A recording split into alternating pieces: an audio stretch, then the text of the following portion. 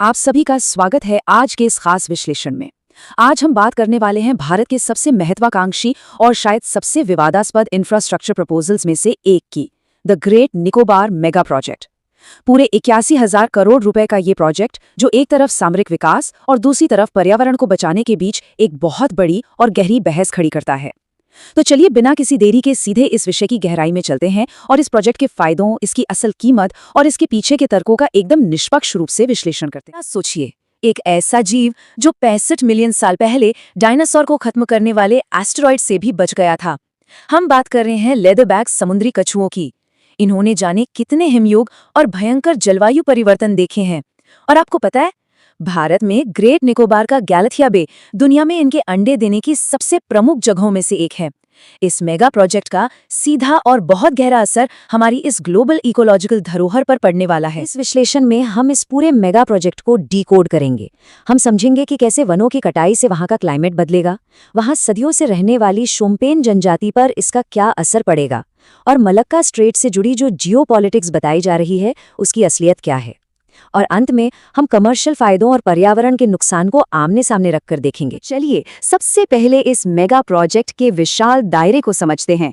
आखिर इस 81,000 करोड़ रुपए के बजट में वहां बनने क्या वाला है। इस पूरे प्लान के 4 मेन पिलर्स हैं। एक बहुत बड़ा इंटरनेशनल कंटेनर ट्रांसशिपमेंट टर्मिनल, सेना और आम नागरिकों दोनों के इस्तेमाल के लिए एक एयरपोर्ट और एक 450 MVA का पावर प्लांट। लेकिन जो सबसे हैरान करने वाली चीज है वो है एक कमर्शियल टाउनशिप।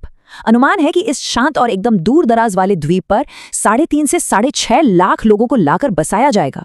जरा सोचिए, इतनी बड़ी आबादी के अचानक आने से इस नाजुक इकोसिस्टम पर इन औद्योगिक और व्यावसायिक गतिविधियों का कितना भयानक दबाव पड़ेगा। और इसी से जुड़ा है हमारा अगला और सबसे अहम मुद्दा, वनों की कटाई और इसका वहां के पर्यावरण और हमारी जलवायु पर पड़ने वाला असर। इस विकास की असली पारिस्थितिकी कीमत क्या है? अगर हम पेड़ों के कटने की बात करें तो सरकारी आंकड़ों और इंडिपेंडेंट रिसर्चर्स के आंकड़ों में जमीन आसमान का फर्क है। सरकार कहती है कि सिर्फ 1.82% जंगल कटेगा, यानी करीब 7,11,000 पेड़। सुनने में ये भी बहुत लगता है, राइट? लेकिन स्वतंत्र शोधकर्ताओं का कहना है कि सरकार ने ये परसेंटेज पूरे अंडमान निकोबार के जंगलों को मिलाकर निकाला है। अगर हम सिर्फ ग्रेट निकोबार द्वीप की बात करें तो वहां का लगभग 15% जंगल साफ हो जाएगा, जिसका सीधा मतलब है कि करीब 1 करोड़ पेड़ काटे जा सकते हैं।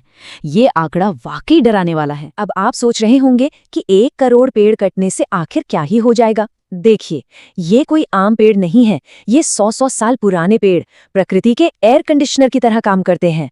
जब ये कटेंगे तो एक खतरनाक क्लाइमेट डोमिनो इफेक्ट शुरू होगा। एक्सपर्ट्स की माने तो उन्हें हटाने से वहां का लोकल टेम्परेचर 2.41 डिग्री सेल्सियस तक बढ़ सकता है, और इसके बाद वहां की बारिश में भारी कमी आएगी और भयंकर लू यानी हीट वेव चलने लगेंगी।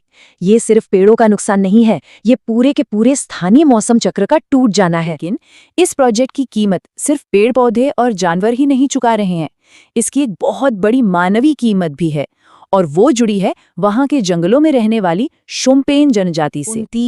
सिर्फ 29 लोग 2011 की जनगणना के हिसाब से भारत के सबसे कमजोर और विशेष आदिवासी समूह यानी शोम्पेन जनजाति की कुल आबादी इतनी ही थी।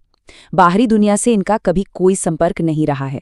ये संख्या अपने आप में चीख चीख कर बता रही है कि ये समुदाय जनसांख्यिकीय रूप से कितना नाजुक स्थिति में है। और यही वजह है कि इंटरनेशनल लेवल पर इसे लेकर गंभीर चेतावनियां दी जा रही हैं। दुनिया के 13 अलग अलग देशों के जेनोसाइड एक्सपर्ट्स ने तो यहां तक कह दिया है कि ये प्रोजेक्ट शोम्पेन जनजाति के लिए सीधे तौर पर एक मौत की सजा साबित हो सकता है। क्यों? क्योंकि आम बीमारियों से लड़ने के लिए इनके शरीर में कोई इम्यूनिटी है ही नहीं। ऊपर से जंगलों के बड़े पैमाने पर कटने से उनके पारंपरिक खाने पीने के सोर्स भी हमेशा के लिए खत्म हो जाने का खतरा है। कायदे से देखा जाए तो भारत में वन अधिकार अधिनियम 2006 नाम का एक बेहद महत्वपूर्ण कानून है। इसके तहत अगर आप आदिवासियों की जमीन किसी प्रोजेक्ट के लिए डाइवर्ट करते हैं तो ग्राम सभा और वहां के मूल निवासियों की परमिशन लेना जरूरी है। लेकिन कई इंडिपेंडेंट एनालिस्ट्स का दावा है कि इस पूरी लीगल प्रोसेस को सही तरीके से फॉलो किया ही नहीं गया।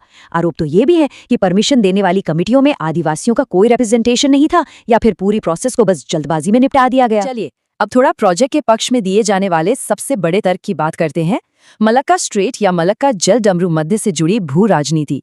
क्या वाकई ये हमारे लिए एक जियोपॉलिटिकल मास्टर स्ट्रोक है? इसे समझने के लिए पहले ये जानना जरूरी है कि मलक्का स्ट्रेट आखिर है क्या भला। ये हिंद महासागर और दक्षिण चीन सागर के बीच का एक बहुत ही पतला और महत्वपूर्ण जलमार्ग है। आपको जानकर हैरानी होगी कि दुनिया का लगभग 30% व्यापार और चीन का बहुत सारा तेल आयात यहीं से होकर गुजरता है। ये ग्लोबल ट्रेड की एक तरह से जीवन रेखा है। लेकिन असली पेज तो यहाँ की ज्योग्राफी में फंसा है। ग्रेट निकोबार द्वीप इस जलमार्ग के मेन एंट्री पॉइंट से कम 200 से 300 किलोमीटर दूर है। जो असली संकरे हिस्से हैं या जिन्हें हम चोक पॉइंट्स कहते हैं, वो तो सिंगापुर और मलेशिया के पास मौजूद हैं। इतनी दूर बैठकर किसी ट्रेड रूट को चोक करने या ब्लॉक करने की बात सोचना व्यावहारिक तौर पर यह रणनीति थोड़ी कमजोर नजर आती है। और इस तर्क को जो चीज पूरी तरह से बेमानी बना देती है वो है चीन के पिछले 20 सालों की तैयारियां। चीन ने व्यापार के कई सारे ऑल्टरनेटिव रास्ते पहले ही बना लिए हैं, चाहे वो म्यांमार से सीधी ऑयल एंड गैस पाइपलाइन हो, चीन पाकिस्तान इकोनॉमिक कॉरिडोर हो, सेंट्रल एशिया की डायरेक्ट पाइपलाइन हो या फिर यूरोप तक जाने वाले ट्रेन कॉरिडोर। यहां तक कि उन्होंने आर्कटिक से होकर जाने वाला पोलर सिल्क रोड भी तैयार कर लिया है। तो ऐसे में मलक्का स्ट्रीट को चोक करके चीन को कमजोर करने वाला लॉजिक उतना कारगर नहीं लगता। तो अगर सामरिक और सुरक्षा के फायदे उतने सॉलिड नहीं हैं, तो फिर इस प्रोजेक्ट के पीछे की असली कहानी क्या है? आइए कमर्शियल टारगेट्स और पर्यावरण की सुरक्षा को आमने सामने रखकर देखते हैं। जरा इस प्रोजेक्ट के ब्लूप्रिंट पर नजर डालिए। इसमें कसिनो, बड़े बड़े रिसोर्ट्स और एंटरटेनमेंट क्लस्टर्स बनाने की बात कही गई है। एक तरफ ये सारे कमर्शियल फायदे हैं और दूसरी तरफ दांव पर क्या लगा है? 16,150 से ज्यादा कोरल कॉलोनियां, गैलाथिया बे जहां लेदरबैक कछुए अंडे देते हैं, और निकोबार मकाक नाम के दुर्लभ बंदरों का घर। यहाँ ये बड़ा सवाल उठता है कि क्या राष्ट्रीय सुरक्षा के नाम पर जो प्रोजेक्ट लाया जा रहा है उसका असली मकसद कहीं इन बड़ी कंपनियों का कमर्शियल प्रॉफिट कमाना तो नहीं है? इसका एक सीधा और खतरनाक उदाहरण देखिए। वो ट्रांसशिपमेंट पोर्ट बनाने के लिए गैलाथिया बे का जो मुहाना अभी 3 किलोमीटर चौड़ा है, उसे सिकोड़कर सिर्फ 300 मीटर का कर दिया जाएगा। सोचिए, जब इतना बड़ा भौतिक बदलाव होगा तो उन बेचारे लादरबैक कछुओं का क्या होगा? उनके लिए तो समुद्र से तट तक आना और अपने सदियों पुराने ठिकानों पर अंडे देना लगभग नामुमकिन हो जाएगा। और बात सिर्फ कछुओं की नहीं है, उन खूबसूरत कोरल रीफ्स का क्या? ऑफिशियल प्रपोजल कहता है कि वो 16,150 कोरल कॉलोनियों को सुरक्षित दूसरी जगह शिफ्ट कर देंगे, यानी रिलोकेट कर देंगे। पर मरीन साइंटिस्ट एकदम साफ साफ कह रहे हैं कि इतने बड़े स्केल पर कोरल्स को शिफ्ट करना एक तरह से हवा में तीर चलाने जैसा है। ये एक अनप्रूवन साइंस है और इस बात की कोई गारंटी नहीं है कि वो नई जगह पर जिंदा बच पाएंगे। तो हमारा ये पूरा विश्लेषण आखिर में एक बहुत ही अहम और गहरे सवाल पर आकर रुकता है।